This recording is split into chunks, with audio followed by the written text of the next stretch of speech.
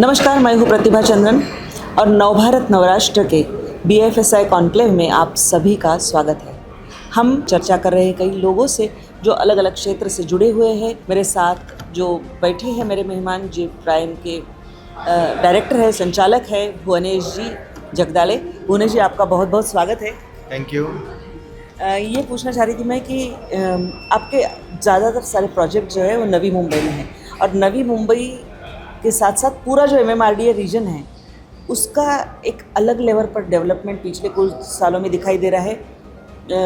तो प्रोजेक्ट्स कौन से मेन हैं, किस तरह का मोमेंटम आप मार्केट में देख रहे हो, फिर मैं अगले सवाल पे आती हूँ। या बेसिकली जैसे आपने कहा नवी मुंबई में प्रोजेक्ट चालू है अपने, और MSRDC हो गया, JNPT साइट हो गई, और पुष्पक नगर करके एक एरिया है एयरपोर्ट के बाजू में, वहाँ पे बेसिकली बहुत सारे साइट चालू है अभी अपने। वहाँ पे डेवलपमेंट ग्रोथ भी फास्ट चालू है वहाँ पे, जैसे कि एयरपोर्ट हो गया, अटल सेतु हो गया।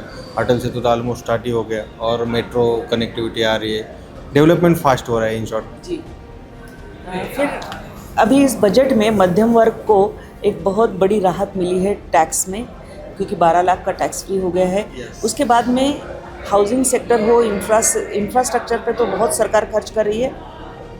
ऐसी स्थिति में क्या आप मोमेंटम देते हो मार्केट में कि लोगों की परचेसिंग कैपेसिटी बढ़ेगी, जिसका ओवरऑल रियल एस्टेट सेक्टर पर कैसे परिणाम हो सकता है? यस, परचेसिंग बढ़ने के लिए और मिडिल क्लास लोगों के लिए, मतलब अफोर्डेबल हाउसिंग हम लोग बना रहे हैं। अफोर्डेबल में बहुत सारे सेगमेंट हम लोग ऑलरेडी लेके आ रहे हैं। पुष्पक नगर जैसे एरिया में, पुष्पक नगर मतलब सिटी के अंदर वाला एरिया एक ऑलरेडी, जैसे कि देखा जाए तो अफोर्डेबल में एक सेगमेंट रहता है, एक 35 से 40 और 40 से 60 लाख तक बजट वाले लोग रहते हैं। इन लोगों को ऑलरेडी घर लेना रहेगा तो सिटी के बहुत दूर जाके उनको घर लेना होता है, मतलब मिलता नहीं, उनका बजट वो होता है लेकिन वो बजट में उनको घर मिलते नहीं।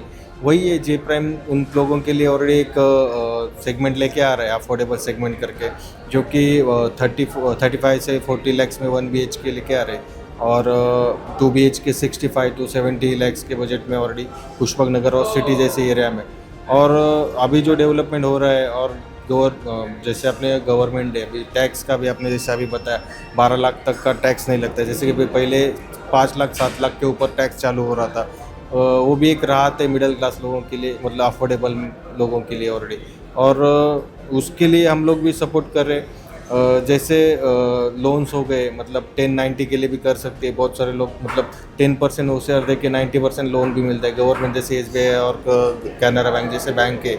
वो भी मतलब जैसे लोगों को लगता है कि बहुत सारे डॉक्यूमेंट लगते हैं, फिर लोन के लिए इशू होता है, लोन होते नहीं जल्दी, तो टाइप्स अच्छे खासे हैं हम लोग, हमारे जे प्राइम के टाइप्स अच्छे खासे है SBI और कैनरा बैंक के साथ। तो एक गवर्नमेंट बैंक से आपको लोन भी अप्रूवल इजीली हो जाता है, मतलब वही कर रहे हैं हम लोग अफोर्डेबल हाउसिंग के लिए, सबके लिए ऐसा है। आजकल और एक और है कि जो घर खरीदना चाहते हैं वो उसके साथ में एक टाउनशिप का कंसेप्ट है, और वो देखते हैं कि मैं जब काम से घर आऊँ तो मुझे कहीं बाहर जाने की ज़रूरत है, सारी चीज़ें अंदर ही अंदर मिल जाए।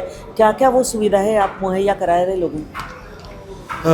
बेसिकली एक टाउनशिप की बात करूँ तो पलसपा के बाजू में एक, मतलब मेरे 2-4 टाउनशिप भी आ रहे हैं, उसमें मतलब ऑल अब वो उसमें आ सकता है, मतलब आपका मार्केट हो गया, अदर जो डेली नेसेसरी जो चीज़ लगती है वो एक हो गया, और दूसरा जो अफोर्डेबल सेगमेंट में बोल रहा था वो पुष्पक नगर में, वहाँ पे सब डेवलपमेंट डीमार्ट जैसे डीमार्ट जो डेली मतलब कस्टमर को यूज़ होता है, वो सब चीज़ वहाँ पे ऑलरेडी डेवलप हो चुकी है। उसके लिए गवर्नमेंट ने ऑलरेडी प्लॉट्स रखे।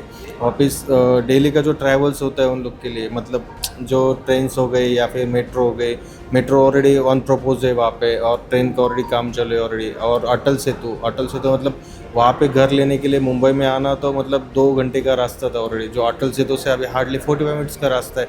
45 मिनट्स में एक बंदा मतलब न्यू मुंबई से ओल्ड मुंबई पहुँच सकता है, जो कि बहुत अच्छी बात है। पहले ये सब पॉसिबिलिटी नहीं थी, और जो गवर्नमेंट भी डेवलपमेंट कर रहा है, तो मतलब गार्डन्स हो गए, समझ लो अभी पुष्पक नगर का गार्डन्स हो गए, 5 स्टार होटल्स, नवी मुंबई में 5 स्टार होटल्स नहीं थे, बिकॉज एयरपोर्ट अभी जा रहे हैं तो एयरपोर्ट की वजह में 5 स्टार होटल्स आ रहे हैं, डीमार्ट आ रहा है, पार्क आ रहे हैं, स्टेडियम आ रहा है, तो एक बड़ा एक एयरपोर्ट आ रहा है, तो उसके पीछे पीछे सब बड़ा डेवलपमेंट भी आता है, मतलब एक अकेले एयरपोर्ट की वजह से इतना बड़ा डेवलपमेंट आ रहा है। तो मतलब कुछ चीज़ रहती है कि गवर्नमेंट भी सोच के सब कर रही है। जैसे कि अभी आप कार्गो की बात करोगे तो कार्गो अनाउंस हो चुका है, 17 अप्रैल तक कार्गो स्टार्ट हो रहा है already Navi Mumbai international airport में।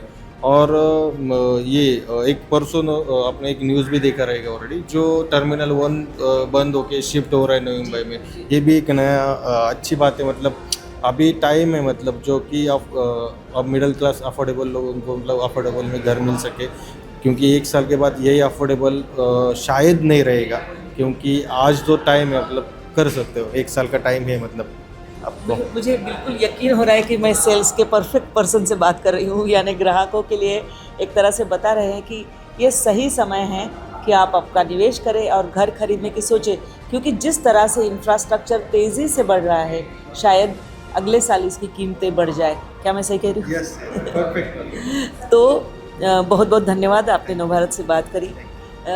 आपके कुछ कमेंट्स हो, सुझाव हो, ज़रूर बताइएगा और हमारे चैनल को सब्सक्राइब करना ना भूलें। नमस्कार।